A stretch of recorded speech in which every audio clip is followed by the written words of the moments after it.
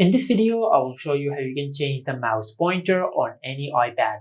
Now before we start, just make sure you connect your mouse with your iPad, whether it be a wired mouse or a wireless mouse. After you do that, then just go to Settings, and under Settings just scroll down and tap on Accessibility. Under the Accessibility settings, just scroll down and look for the option for pointer control. And under the pointer control settings, you will be able to customize the pointer of your iPad.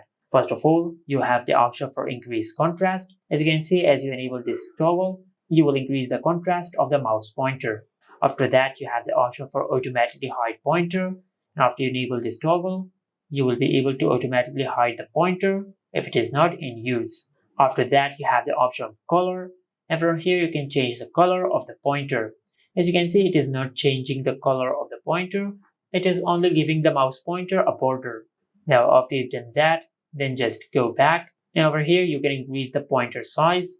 As you can see, this is the maximum mouse pointer size, and this is the minimum. After that, you have the option to enable or disable the pointer animations. Then finally, you have the option to increase or decrease the scrolling speed. As you can see, this is the current scrolling speed, but you can increase it to this. Now, if you want to change the shape of the mouse pointer, currently we do not have the option to do so. You can only customize the current mouse pointer shape.